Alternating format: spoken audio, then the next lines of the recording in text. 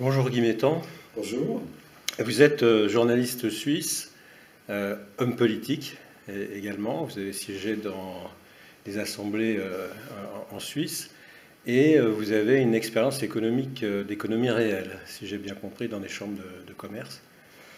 Voilà, vous venez de publier un ouvrage sur l'Europe que vous avez aux éditions des Syrtes, que vous avez intitulé, ou qui a été intitulé par votre éditeur, Le continent perdu. Donc l'Europe, c'est l'Atlantide.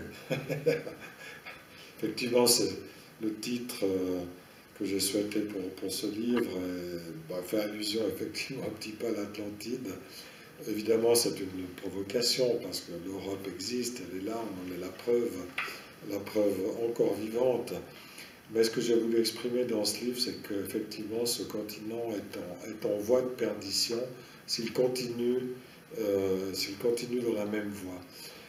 Pourquoi? Parce que j'ai essayé d'analyser historiquement des cas semblables.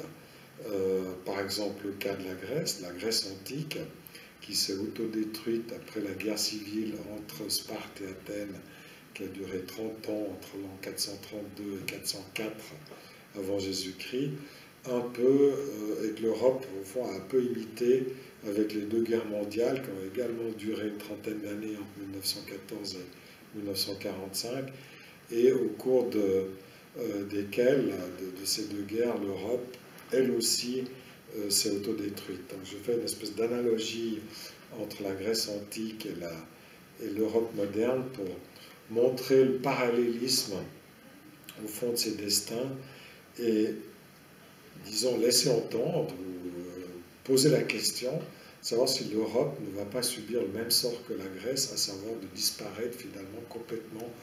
La Grèce a fini 200 ans plus tard, en 146 avant Jésus-Christ, complètement absorbée par l'Empire romain. Est-ce que ce sera notre destin? C'est la question que je pose et à laquelle j'essaye de proposer une solution pour éviter de finir de la sorte. Mais avant ça, Guy Métan, c'est vrai que vous faites un long rappel historique dans votre ouvrage, qui fait près de la moitié de votre ouvrage, sur la succession des empires et des nations. Cette première succession étant la fin de l'Empire romain en 476 et la fondation de la France d'une certaine manière avec le baptême de Clovis 20 ans après, en 496. Donc vous brossez un ample tableau fort intéressant de ces successions d'empires ou de tentatives de restauration de l'Empire avec l'Empire de Charlemagne, le Saint-Empire romain germanique, l'Autriche-Hongrie, etc., etc. Alors la question que je voudrais vous poser, Guy Métan, c'est les nations succèdent toujours à un essai de tentative impériale. Au Saint-Empire romain germanique succède le traité de Westphalie et le début du multilatéralisme. Pour aller très rapidement au Comecon, succède l'automne des peuples, en référence au printemps des peuples qui a suivi l'empire napoléonien. Est-ce qu'on n'est pas dans une phase de réaffirmation des nations à l'heure actuelle? Et les nations n'auront-elles pas le dernier mot et le multilatéralisme avec elles? Alors, ce que j'ai essayé de faire, effectivement, vous avez un peu décrit le processus historique. Ce que j'ai voulu faire, c'est, à part l'analogie avec la Grèce ancienne, c'était d'analyser les tentatives d'unification européenne qui ont eu lieu depuis l'Empire romain. J'en ai distingué 6. D'abord la tentative de Charlemagne, qui a été le premier essai après près de 350 ans après la disparition de l'Empire romain, la première tentative de réunification de l'Europe sous un toit commun. C'est Charlemagne qui a initié ça, par nostalgie aussi de l'Empire romain. Charlemagne a échoué, l'Empire carolingien a duré une cinquantaine d'années et finalement s'est disloqué. Il y a eu plusieurs autres tentatives, je dirais, basées sur la force, parce que la tentative de Charlemagne était d'abord basée sur la force, c'est-à-dire sur des conquêtes militaires. Lui, depuis ces territoires, avait conquis la Saxe. Et la christianisation forcée des Saxons. Exactement, mais avait massacré au fond par milliers les Saxons, donc partie de ce qui correspond aujourd'hui à l'Allemagne de l'Ouest. Donc c'était un empire créé sur la violence, une tentative d'unification basée sur la violence, on l'a oublié depuis, mais c'était le cas. Il y a eu d'autres tentatives, celle de Napoléon, bien plus tard, 1000 ans plus tard, elle aussi basée sur la violence, puisque c'est les armées napoléoniennes qui ont exporté la démocratie, comme Exact. veulent le faire les néoconservateurs. Exactement, d'ailleurs, c'est amusant effectivement de constater ça, mais c'est tout à fait le cas. Enfin, une tentative aussi basée sur la violence, quelque part, en tout cas la force des armées. Troisième tentative, celle de Hitler, la nouvelle Europe d'Hitler, évidemment, c'est un usage même extrême de la violence et carrément l'éradication d'une partie de la population, les juifs, les slaves, les tziganes, etc. Celle de Staline, elle aussi fondée sur la violence, cette fois au nom de l'égalité, l'égalité absolue et contre la liberté. Enfin, ces 4 tentatives ont échoué. Il y a eu 2 autres tentatives qui, elles, étaient plus fondées sur le consensus, ou en tout cas sur une gestion, on va dire, plus consensuelle des peuples. C'était le Saint-Empire romain germanique, qui a succédé à Charlemagne 150 ans après lui, en 962, avec le couronnement du duc Othon de Saxe comme empereur, et le premier fondateur de ce Saint-Empire. Ce Saint-Empire a duré 800 ans. S'il a duré aussi longtemps, s'il a été capable d'être aussi durable, c'est qu'il n'était pas fondé que sur la violence, c'était aussi fondé sur l'assentiment. Des institutions. Voilà, la solidité de certaines institutions et l'assentiment des peuples, enfin des États qu'il composait. Donc c'est une leçon aussi pour l'Europe, c'est de voir pourquoi il a duré si longtemps et pourquoi finalement il a quand même échoué. J'ai voulu analyser ça. Et l'autre tentative intéressante, c'était celle de l'Empire autrichien, qui était aussi plurinational, l'Empire austro-hongrois, qui a disparu en 1918. Qui a donné naissance aux nations d'Europe centrale. Voilà, mais qui s'est fait quand même sur une certaine base de consensus, parce que les nations qu'il composait n'étaient pas purement brimées sous une autocratie absolue. Ils pouvaient quand même respirer, pas suffisamment, mais ça explique aussi la durabilité de cet empire austro-hongrois. Mais toutes ces tentatives ont échoué finalement, d'une part parce qu'elles étaient soit fondées sur la violence, soit alors en raison d'une mauvaise gouvernance, de défaut de structure dans le pilotage au fond de ces ensembles. Et mon problème, c'est que l'Union européenne est également victime d'une malgouvernance. Et c'est ce que j'ai voulu aussi montrer dans ce livre. Pour moi, il est important d'en parler, d'en prendre conscience pour pouvoir trouver les remèdes. Et avant d'en venir là, Guy Mettan, vous n'avez pas totalement répondu à ma question. Est-ce que les nations ont plus la vie dure qu'il n'y paraît? Oui, ben forcément, parce que les nations sont le fruit de l'histoire. Donc on ne peut pas éradiquer l'histoire, on ne peut pas faire table rase de 1000 ans d'histoire d'émergence des nations. La France en est un bon exemple depuis les premiers Capétiens il y a 1030 ans, hein, à la fin du Xe siècle, ou 1050 ans, dans les années 950-960. Donc on voit que c'est 1000 ans d'histoire. On ne peut pas effacer 1000 ans d'histoire comme ça d'un coup de baguette magique. Alors justement, Guy Mettan, dans votre premier chapitre, ou dans le chapitre 2 plutôt, vous citez le général de Gaulle. Et puis-je me permettre de lire cette citation qui est un peu longue. C'est en vertu de cette destination de l'Europe qui régnèrent les empereurs romains que Charlemagne, Charles Quint, Napoléon, il reprend notre historique d'une certaine manière, tentèrent de la rassembler, qu'Hitler prétendit lui imposer son écrasante domination. Comment pourtant ne pas observer qu'aucun de ces fédérateurs n'obtient des pays soumis qu'ils renoncent à eux-mêmes? Au contraire, l'arbitraire centralisation dont vous parliez tout à l'heure provoquera toujours par choc en retour la virulence des nationalités. Absolument. Je crois donc qu'à présent, non plus qu'à d'autres époques, l'union de l'Europe ne saurait être la fusion des peuples, mais qu'elle peut et doit résulter de leur systématique rapprochement. Alors cette citation, ce qui m'a, interpellé, c'est que vous en faites 2 autres, beaucoup plus courtes et beaucoup plus commodes, si je puis dire, de Nietzsche et de Churchill, qui disent l'un, l'homme de l'avenir est celui qui aura la mémoire la plus longue, et l'autre, plus vous regardez en arrière, plus vous êtes capable de regarder en avant. Vous leur donnez raison dans la page suivante, mais vous ne commentez pas la citation du général de Gaulle. Qu'en faites-vous? Le général de Gaulle, pour vous, c'est le commandeur qui attend... Un peu. C'est lui qui a eu la meilleure vision de l'Europe, parce qu'il a à la fois une conscience historique une connaissance d'histoire très profonde, il connaissait aussi son pays, ses défauts, ses qualités, et il a très bien analysé la chose. Non, non, mon livre, si je cite le général de Gaulle, c'est parce que je pense que sa citation est parfaitement pertinente. Mais si vous permettez que je développe, pour moi, l'Union européenne, telle qu'elle s'est construite depuis maintenant 70 ans, souffre de défauts rédhibitoires parce qu'elle est à la fois trop autoritaire dans sa manière de fonctionner, en ce sens qu'elle a écarté la démocratie et les peuples de la participation à sa construction. Cette construction européenne s'est faite par des technocrates essentiellement. Monnet était un commerçant de cognac, c'était surtout des experts. On a délibérément sorti le politique de la construction européenne pour établir une haute autorité qui était incarnée par des technocrates, d'une part.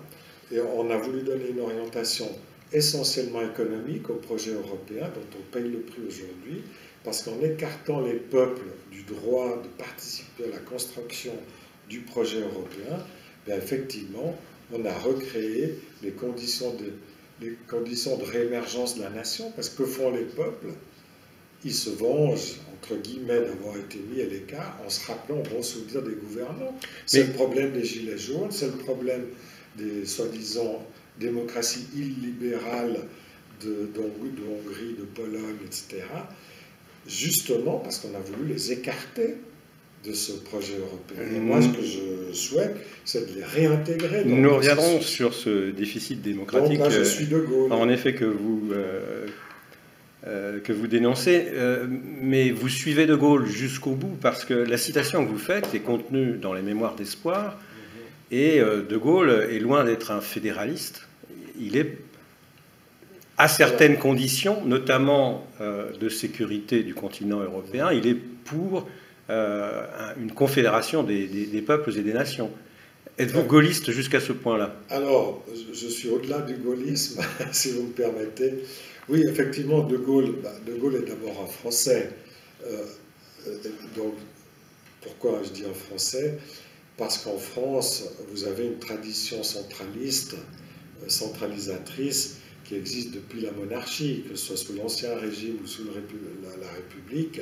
Cette tradition de centralisme monarchiste ou jacobin fait, et dont De Gaulle est l'héritier, dont il se réclame, à mon avis à juste titre, fait au fond que vous n'avez pas, à mon avis, l'expérience de ce qu'est une vraie confédération, une vraie fédération.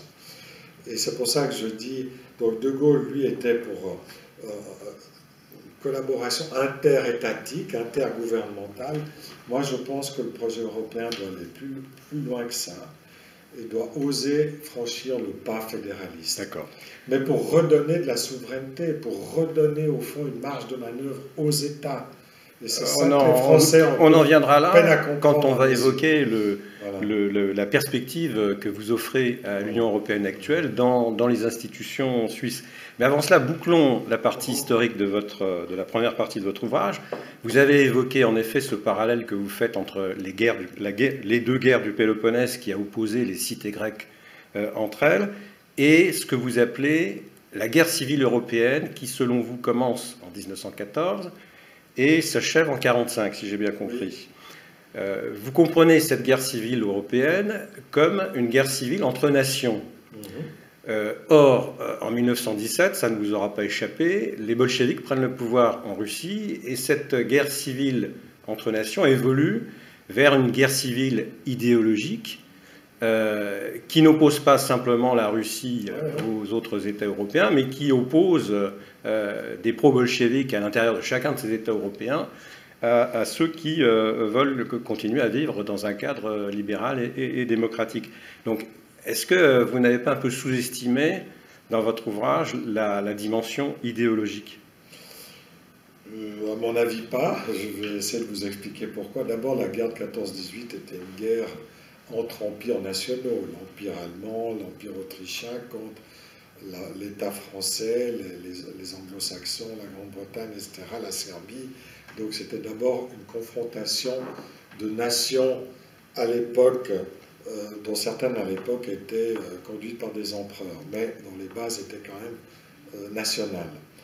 Ensuite, effectivement, ça s'est étendu et des idéologies nouvelles sont apparues, le nazisme notamment et le bolchevisme. D'abord le bolchevisme. D'abord le bolchevisme en 1917, effectivement, d'accord.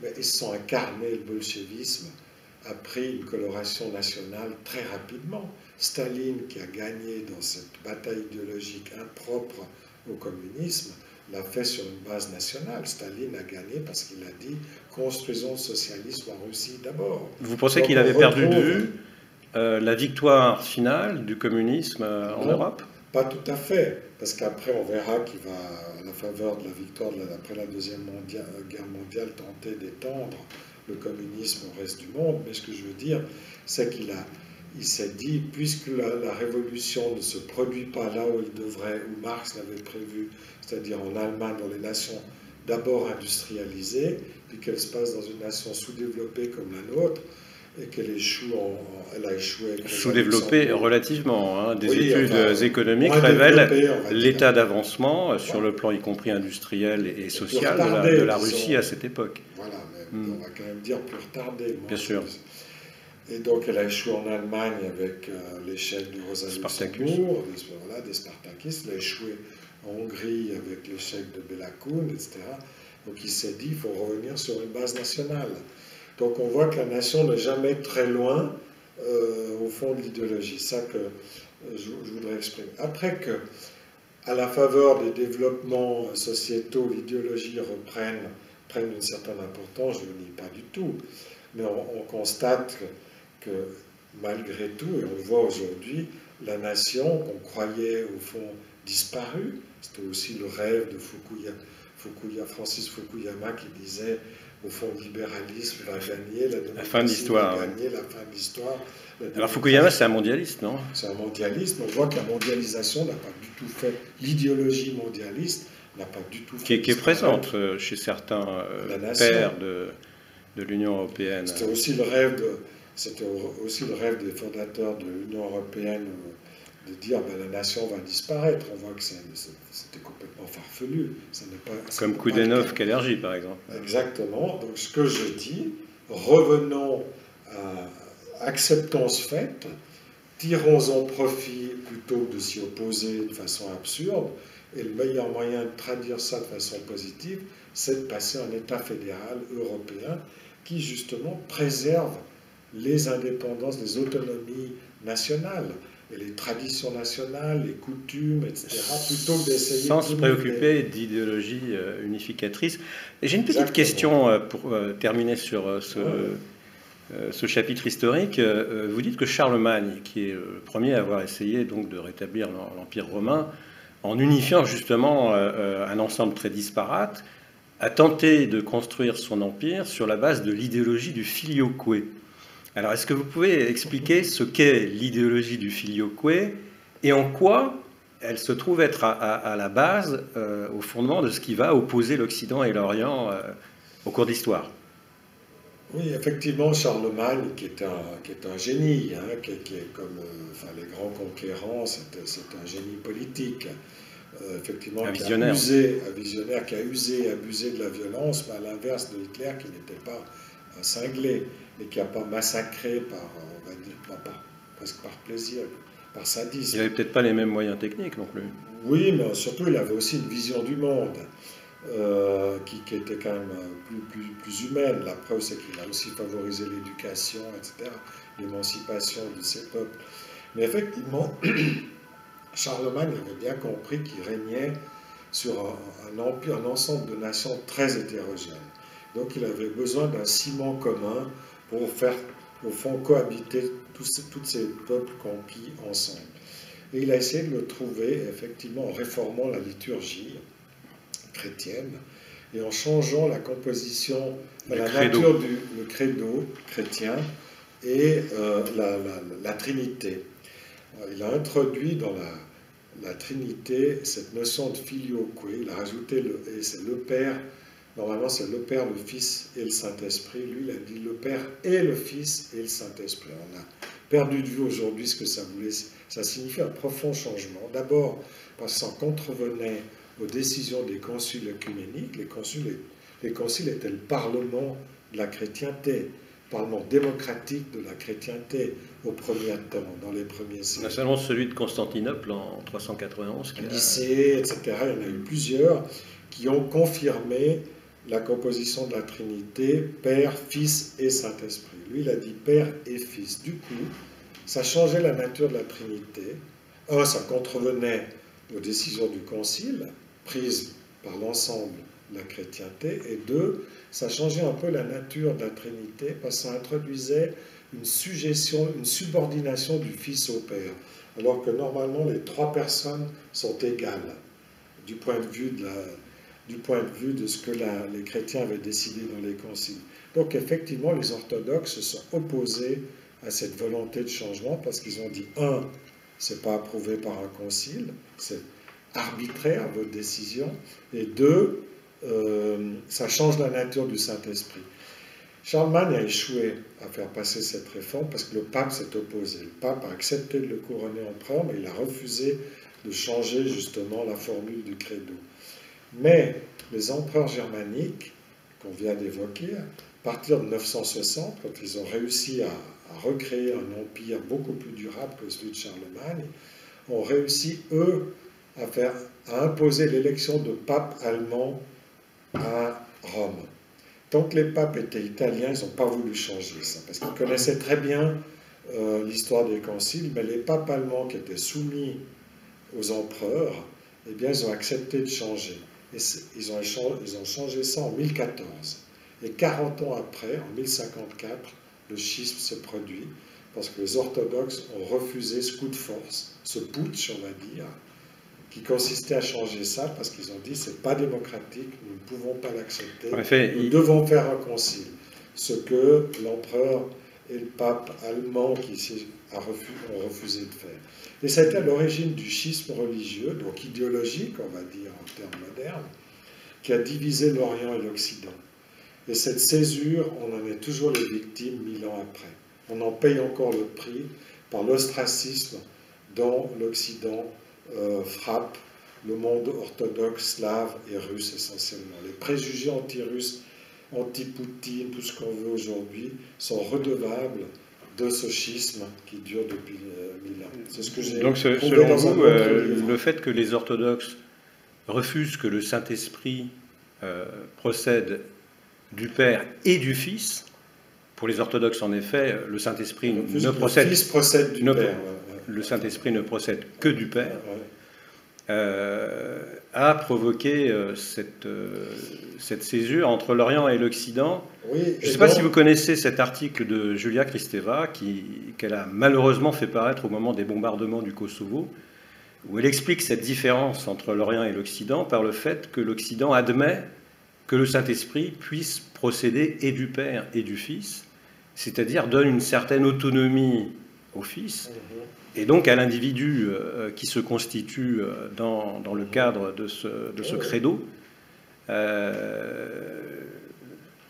Oui, mais moi, disons, effectivement, c'était une querelle idéologique, enfin, qui a été très virulente, puisqu'elle a créé cette énorme séparation, et qui a aussi eu des effets positifs sur le développement de l'Occident. Ce n'est pas du tout ça que je remets en cause. Ce que je remets en cause, c'est la manière dont ça s'est passé, et que dans notre façon, dans notre propagande à nous autres occidentaux, moi, comme bon catholique, on m'a toujours enseigné que les méchants schismatiques, c'était les orthodoxes.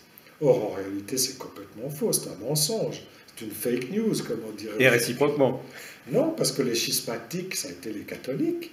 C'est les catholiques qui sont séparés de ce que les conciles avaient décidé. C'est eux qui ont fait un coup de force. Et c'est eux qui ont été les sécessionnistes. Ce n'est pas du tout les orthodoxes. Et la manière de présenter ça montre déjà qu'on a tronqué, qu'on a joué un peu avec la vérité pour pouvoir accuser l'autre d'être le responsable de la coupure, alors qu'en réalité, c'était nous. Et c'est pour ça que je dis, il faut qu'on parle d'histoire, il faut qu'on reconnaisse ça. Ce serait important, en effet. Où en est l'œcuménisme sur ce sujet du credo? Que du point de vue philosophique, ça nous a aussi apporté beaucoup, absolument. Et alors aujourd'hui, je dis, on en est encore les victimes parce que cette césure fait toujours effet et je le déplore. La raison pour laquelle aussi on a de la peine à admettre les Russes comme des vrais partenaires, comme des vrais Européens, tout comme les Serbes, les autres orthodoxes. C'est vraiment, et ça coupe l'Europe en deux et c'est vraiment dommage, aussi pour des raisons géopolitiques. Maintenant, effectivement, moi je suis en faveur évidemment de l'œcuménisme et du rapprochement. Il y a quand même eu des tentatives, le pape a rencontré le patriarche orthodoxe À Cuba. à Cuba, etc.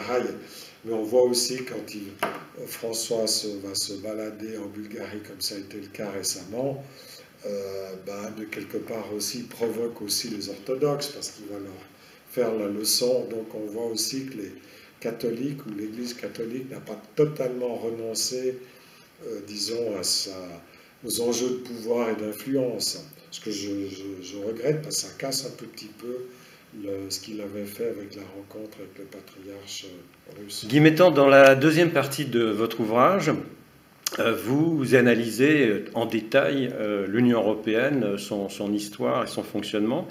Alors vous commencez avec le CK, donc la Communauté européenne du charbon et de l'acier en 1951, suivi de la signature du traité de Rome en 1957. On est en pleine guerre froide. Et vous dénoncez le fait que d'emblée, le choix économique prévaut, comme vous l'avez dit tout à l'heure, au choix politique. Mais est-ce que ce n'est pas une décision structurelle au départ de la part de ces pères fondateurs dont certains étaient mondialistes? N'y a-t-il pas une volonté chez eux d'écarter les peuples de leur projet en opérant une sorte de subterfuge, lever les droits de douane pour les produits stratégiques que sont le charbon et l'acier, c'est en filigrane supprimer les frontières et en dernière analyse supprimer les peuples qui sont à l'intérieur de ces frontières. Effectivement, je montre que dans l'esprit des fondateurs de l'Europe, d'abord il faut mentionner que les premiers initiateurs de l'Europe, Koudenov, Kalergi, dans l'entre-deux-guerres, Koudenov, Kalergi, même Aristide Briand dans son fameux discours à la Société des Nations à Genève en 1930, voulait s'inspirer du modèle suisse. Il voyait la Suisse comme une espèce de mini-Europe possible, donc sur un modèle confédéral. Mais après la guerre de 39-45, Deuxième Guerre mondiale, on a complètement évacué le modèle suisse, parce que les fondateurs de l'Europe, les Jean Monnet, les Schuman, n'oublions pas que Schuman a voté les pleins pouvoirs à Pétain, c'était un secrétaire d'État de Pétain, donc il n'était pas démocrate, c'était pas un parfait démocrate, on va dire. Monnet était un homme des Américains depuis la guerre de 14-18, c'est lui qui avait été l'agent de la France aux États-Unis. Et ces gens étaient très proches des États-Unis. Remettons aussi, nous aussi, dans le climat de l'époque, après les dévastations de la guerre mondiale, c'était logique qu'on mise sur la reconstruction, qu'on mise sur l'économique, au fond, parce qu'il fallait rétablir la prospérité, les gens avaient faim. Donc c'était un choix qui était logique. En revanche, l'addition d'un certain anti-parlementarisme, d'une défiance vis-à-vis de la démocratie dans l'esprit des fondateurs, plus les contraintes économiques de reconstruire l'Europe, ont fait qu'on a donné aux premières institutions européennes, celles du charbon et de l'acier que vous avez mentionné, et ensuite le traité de Rome, le marché commun, une option purement économique. Et que chaque fois qu'on a essayé, parce qu'on a essayé, de créer ou de remettre de la politique dans le système, mais chaque fois ça a échoué, chaque fois ces options étaient écartées. Avec la CED, la Communauté européenne de défense, il y a eu plusieurs traités qui réintroduisaient quelque part de la démocratie, mais ils ont tous échoué. Aussi par option ou par idéologie, on va dire, libérale, libre-échangiste, économiciste, on va dire des choses comme ça. Au fond, on se dit, misons sur l'économique, parce que l'économique va nous apporter la démocratie. Au fond, quand on aura récupéré la prospérité, les gens voudront... La démocratie va venir par surcroît. Mais on voit 70 ans après que ça n'est pas du tout le cas. Et qu'on continue à fonctionner dans cette logique tout économique, ultralibérale, mondialiste, et qu'au fond, on n'a toujours pas remis. Alors bon, oui, on élit le Parlement européen au suffrage universel depuis 1979, mais c'est un Parlement croupion. Il n'a pas le droit de faire des lois, donc c'est pas un vrai Parlement. C'est d'ailleurs pour ça qu'il y a une désaffection des gens, parce qu'il n'y a pas vraiment d'enjeu. On élit des députés, mais comme ils n'ont pas le droit de faire des lois, bon, bah, c'est sympathique, mais ça ne suffit pas. C'est plutôt un prétexte à dire que c'est démocratique alors que ça ne l'est pas vraiment. Alors ensuite, vous faites une histoire des transferts de compétences des États nationaux aux entités supranationales, sur le plan de la monnaie, sur le plan de l'armée dans le cadre de l'OTAN, etc., qui aboutit au traité de Lisbonne en 2007, que vous citez par 2 fois dans votre ouvrage. Et j'ai remarqué que vous ne le citiez pas de façon critique, parce qu'il y a quand même eu, d'une certaine manière, un peu un escamotage de la part du président Sarkozy à cette époque, qui lui est jusqu'à présent beaucoup reproché, qui est passé par-dessus le référendum de 2005. Comment peut-on, comment dire, ne pas prendre ça en considération quand on, comme vous, promeut le retour de la démocratie et le retour des voix populaires dans le fonctionnement de l'Union européenne? Oui, merci. Ouais. J'ai pas voulu trop insister sur le côté institutionnel et décortiquer les traités, etc. Parce que, bon, premièrement, on les connaît un petit peu, on s'en souvient un petit peu, puis d'autre part, c'est un peu fastidieux parce que ces traités sont illisibles, ils sont pas clairs. Bon. Mais j'en parle quand même à plusieurs reprises parce que je dis que, par exemple, en une phrase, l'intellectuel allemand Enzensberger qui l'a rappelé, dit la Constitution américaine c'est 20 pages, la Constitution européenne c'est 200 pages. Quand on a dit ça, on a tout dit. La Constitution américaine, elle est extrêmement efficace, elle a fait ses preuves depuis 250 ans, elle marche à la perfection avec les amendements qui ont été ajoutés, mais elle marche très bien. Elle survivra à Trump, elle a survécu à Jackson, à Nixon, à tous les présidents, toutes les erreurs que les États-Unis ont pu commettre. Pourquoi? Parce qu'elle est efficace. Elle crée des institutions qui marchent. Les 200 pages de Constitution européenne ne créent pas des institutions qui fonctionnent. Elles sont opaques, elles ne sont pas transparentes, elles sont très peu démocratiques, et c'est bien là le problème. Et tous ces traités de Lisbonne, Amsterdam, etc., on peut les empiler comme des noix sur un bâton, mais tant qu'on n'aura pas pris conscience qu'il faut un système simple, compréhensible, qui donne au peuple la voix au chapitre, ben ça ne marchera pas. Alors justement, Guy Mettan, j'ai pas... comment dire? Il ne m'apparaissait pas clair dans votre analyse que vous vouliez une amélioration des institutions européennes telles qu'elles fonctionnent depuis le cadre donné par le traité de Lisbonne, ou si vous vouliez une refondation, c'est-à-dire la formulation d'une nouvelle constitution. Vous la voyez comment, cet avenir de l'Union européenne? Moi, je pense qu'elle ne peut pas fonctionner comme dans le cadre actuel et qu'il faudrait, au fond, essayer de repartir de zéro. Mais ce n'est pas possible en même temps. On ne peut pas, je dis, effacer non plus 70 ans d'histoire d'intégration européenne comme ça, d'un coup de baguette magique. Pourtant, vous parlez d'élection d'une constituante européenne vers la fin de votre livre. Oui, je l'évoque comme une des options possibles, mais en fait, j'écarte cette option. C'est Hubert Védrine, notamment, qui l'a... Bon, je ne suis pas le seul qui l'a suggéré. J'y crois pas tellement, parce que c'est un peu ce que Giscard avait essayé de faire avec le projet de constitution européenne, puis on voit que la montagne a accouché d'une très grosse souris, mais d'une souris quand même. Très grasse et grosse souris, mais voilà, sans efficacité réelle. Personnellement, c'est pour ça que je viens à ce que j'appelle la méthode suisse, qui n'essaye pas de tout effacer, pas faire tabula rasa du passé, mais d'introduire au fond des mécanismes qui permettent de construire et de modifier les institutions dans le bon sens, en réinjectant justement de la démocratie et de la participation populaire dans le système. Et cette méthode suisse, en quoi elle consiste? Parce que la Suisse, après les guerres napoléoniennes, donc après 1815, s'est retrouvée un peu dans la même situation que l'Europe aujourd'hui. C'est-à-dire qu'elle comportait 22 États, 22 cantons, qui sont des États, l'équivalent des États aujourd'hui, très disparates, hétérogènes, qui parlent français, les uns allemands, les autres italiens, romanches, etc., avec deux religions, la catholique et la protestante, qui sont d'ailleurs fait la guerre, et des guerres. Bref, donc des cultures, des États, on veut dire des civilisations très hétérogènes et différentes. Pour mettre tout ça ensemble, les Suisses ont dit on a deux options. On a l'option de la force, on voit que c'est pas tellement dans nos gènes, c'est peut-être pas la meilleure. Puis on a l'option de la concertation, d'essayer de créer un consensus.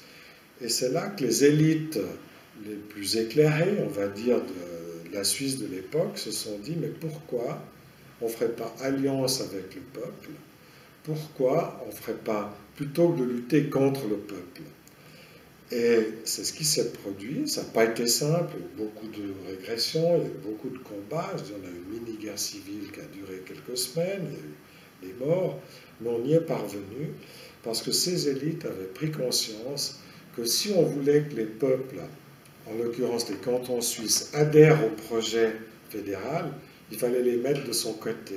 Et il n'y a qu'une manière de les mettre de son côté, c'est de leur octroyer un peu de pouvoir, c'est-à-dire participation politique, et deux, de redistribuer un peu de richesse. On ne peut pas tout accaparer, il faut redonner un peu. Et au fond, ces élites ont accepté de perdre une partie de leurs privilèges économiques et de leurs privilèges politiques en introduisant dans le système des mécanismes de participation populaire qui ont été ce qu'on appelle la démocratie semi-directe, c'est-à-dire le droit de référendum et d'initiative, qui est l'équivalent un peu du RIC, ou de ce que Sarkozy avait voulu faire en 2010 avec en inscrivant ce projet de la Constitution française. Mais en Suisse, c'était quelque chose qui marche, qui a marché. On n'a pas mis des critères qui, au fond, rendent l'exercice de ces droits impossible, parce que Sarkozy a fixé la barre tellement haut que le système est inopérant, d'où la revendication du RIC par les Gilets jaunes. En Suisse, ça a marché, et peu à peu, la confiance s'est établie entre, on va dire, les élites dirigeantes et le peuple, et 150 ans après, ça marche toujours. C'est pas idéal, il y a des inconvénients, mais on voit que sur la distance, eh bien, ça a permis de construire un État stable, un État prospère, et un État moins inégalitaire qu'ailleurs, parce que justement, les riches, entre guillemets, acceptent un tout petit peu de perdre leurs prérogatives. En effet, on a l'impression à vous entendre que les élites suisses ont devancé les revendications des Gilets jaunes qui portent essentiellement, on va dire quelque part, sur donc la redistribution de la démocratie et l'augmentation des salaires, la diminution des taxes. Mais c'est une révolution mentale, parce que ça veut dire que les élites doivent accepter que le peuple puisse participer un peu au pouvoir, même. Alors ça tient à quoi cette évolution mentale des élites suisses? C'est la région protestante? C'est du pur pragmatisme. Ouais. Alors, il y a peut-être effectivement une tradition protestante, mais au fond c'est du pur pragmatisme, parce qu'elles se sont dit on gagnera plus à opter pour cette stratégie qu'à opter pour la confrontation. Mais bon, il y avait une tradition quand même un peu de fédéralisme, parce que dans l'ancien régime, il y avait des diètes, il y avait déjà des concertations qui existaient, il y avait déjà une participation aussi des peuples, même si c'était des patriciens, on va dire, des bourgeois. Donc on ne partait pas de zéro non plus. Mais c'est possible de le créer, je suis sûr que les Français seraient. Si je puis me permettre une objection, oui. Ce système est possible en Suisse, étant donné les particularités de cet espace géographique et politique, parce que les Suisses sont 8 millions. Lorsque vous passez à l'échelle supérieure et que vous atteignez les dimensions impériales ou d'une immense fédération, c'est beaucoup moins possible, d'où la tendance à l'autoritarisme que vous dénoncez dans certaines tentatives. Moi, je suis persuadé du contraire. D'unification, oui. Moi, je suis persuadé que les peuples, quand on leur donne des responsabilités, ben, ils savent les prendre. Les peuples ne votent pas contre leurs intérêts, et ils ne votent pas contre l'intérêt de leur nation ou de leur région, fût-ce à l'échelle d'un continent. Mais pourquoi? Parce que quand vous devez, même on me dit, ah oui, mais ça ne marcherait jamais en France, parce que si on faisait voter les Français sur les vacances, ils s'octroieraient 8 mois de vacances par an. Moi, je dis non.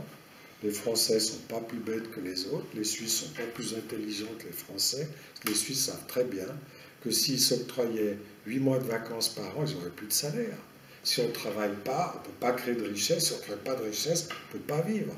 C'est très simple. Ils sont très conscients de ça. C'est d'ailleurs pour ça que les Suisses se sont refusés à eux-mêmes de s'octroyer une 5e ou une 6e semaine de vacances. Les Français, si on les met devant cette possibilité, ils feront la même chose.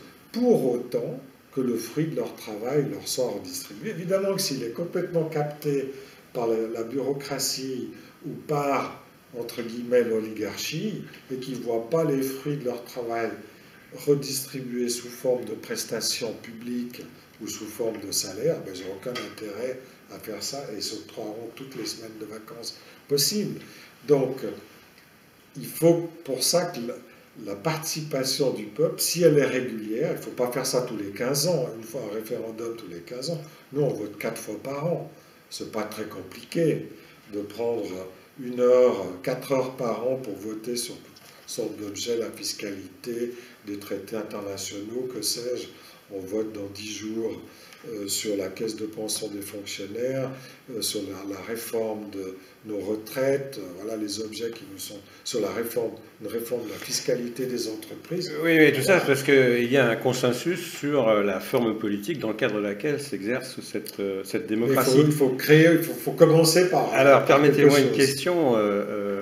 Donc, vous dénoncez également le fait que le manque d'approfondissement du cadre institutionnel européen, dans un sens fédéral, si j'ai bien compris, c'est traduit par un élargissement qui n'avait pas grand sens sur le plan institutionnel, mais contradictoirement à cela, vous proposez comme frontière de l'Europe les frontières du Conseil de l'Europe, c'est-à-dire incluant la Russie et la Turquie. Est-ce que vous n'allez pas dans le sens de cette impasse institutionnelle en élargissant, y compris à des espaces qui ne sont sur le plan institutionnel, qui ne sont pas complètement semblables aux États qui forment actuellement l'Union européenne, dans la mesure où la Russie est engagée dans un processus d'intégration eurasiatique avec la Chine, qui est un État communiste, et dans la mesure où la Turquie est un État autocratique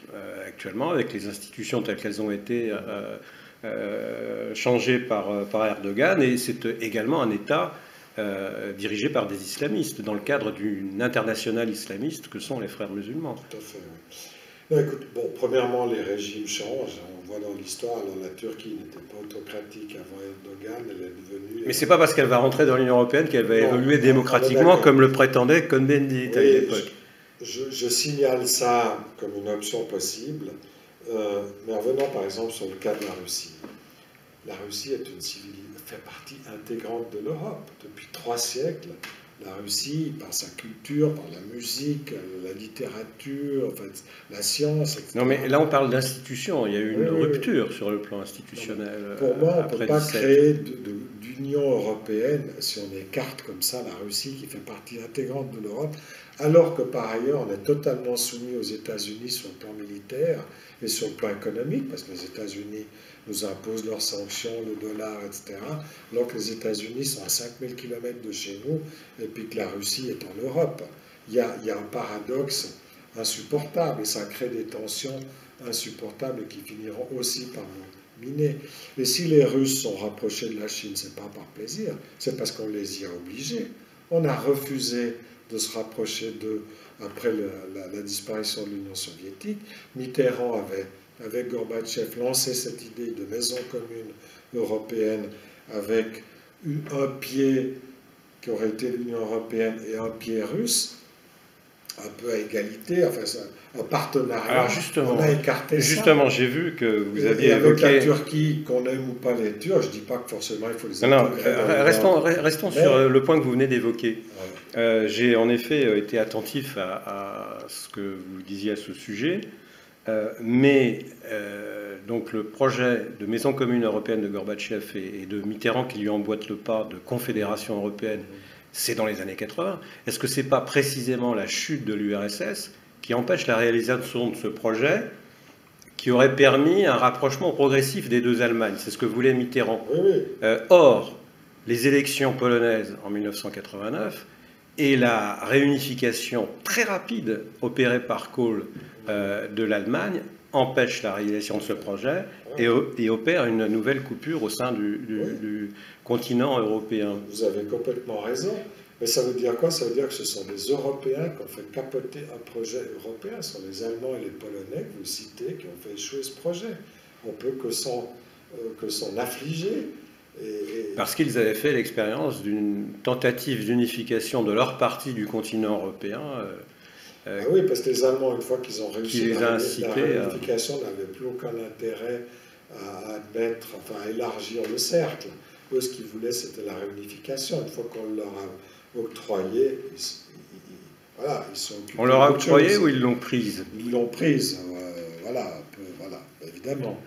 Mais on leur a octroyé un peu facilement, de même qu'on a octroyé trop facilement l'élargissement de l'OTAN à l'Europe de l'Est, contrairement aux engagements qui avaient été pris par George Bush père, et que Kissinger d'ailleurs reconnaît aussi dans ses mémoires. On a au fond trahi la confiance que Gorbatchev à l'époque, ou que les Russes avaient mise en nous. C'est pour ça aussi qu'ils se sont un peu fâchés, une fois qu'ils ont, avec Poutine, récupéré un peu enfin, ils sont reconstruits comme État à la fin des années 90.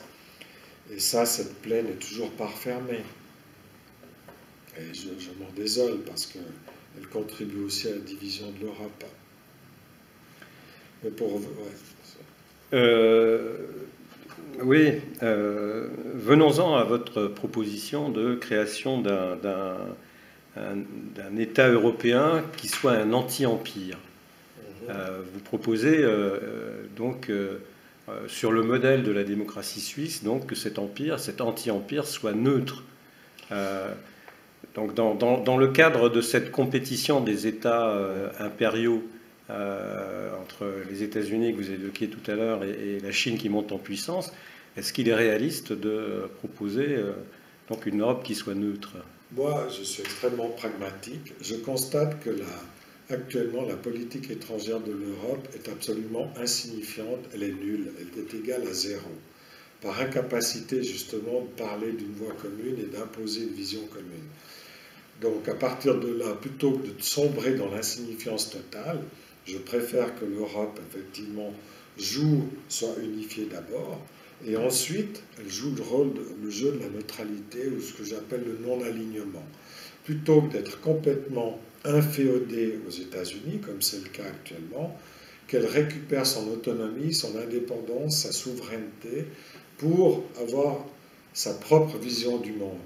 Et cette vision dans un État, enfin dans un continent qui est aussi hétérogène que le nôtre, avec des gens dans le Nord qui n'ont pas du tout les mêmes soucis que ceux qui sont au Sud, confrontés au monde islamique, à l'Afrique, etc., avec des gens à l'Est qui craignent, par exemple, la Russie ou la Chine parce qu'ils en sont plus proches, et à l'Ouest qui sont très proches des États-Unis, c'est impossible d'avoir une politique internationale de puissance. Donc la neutralité, entre guillemets, elle s'impose d'elle-même, mais elle est déjà préférable à cette insignifiance qui caractérise l'actuelle Europe.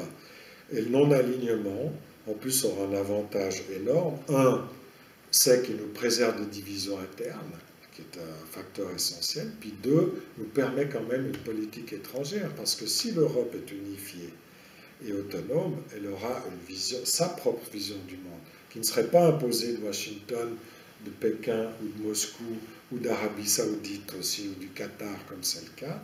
Et à partir de là, eh bien, elle pourrait jouer ce rôle qu'on attend d'elle, c'est d'être l'arbitre du monde. Une puissance dotée de l'arme nucléaire française et anglaise, peut-être, avec une armée autonome et qui ne soit pas sous commandement américain, pourrait aussi dire aux autres puissances, aux autres empires, par exemple aux États-Unis, par exemple aux Chinois, en disant, écoutez, plutôt que de vous confronter, peut-être d'aller vers une guerre, des tensions insupportables comme on le voit maintenant entre Trump et la Chine. L'Europe sera en mesure de jouer ce rôle d'arbitre, ce rôle pacificateur, ce rôle d'équilibre qu'on attend d'elle, ce rôle aussi de défense des droits de l'homme, etc., mais avec des moyens, pas en étant totalement impuissante comme c'est le cas aujourd'hui. Voilà pourquoi je préconise, je dirais, un non-alignement plutôt qu'une neutralité. Alors cette unification de l'Europe sur la base d'un consensus idéologique, vous le voyez formulé comment? D'abord, il faut réussir à créer justement un État européen digne de ce nom.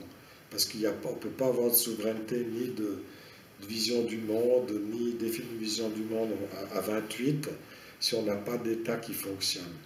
Et c'est pour ça que je reviens à cette méthode suisse. Il faut pour cela réintroduire les peuples dans la décision. Il ne faut pas les exclure. C'est le seul moyen d'y arriver. La Suisse montre que c'est possible. C'est difficile, mais c'est possible. En tout cas, si on continue à aller dans les impasses actuelles, on n'y arrivera pas. Et là, on prend le risque, au fond, du délitement du projet européen, ce que j'aimerais éviter.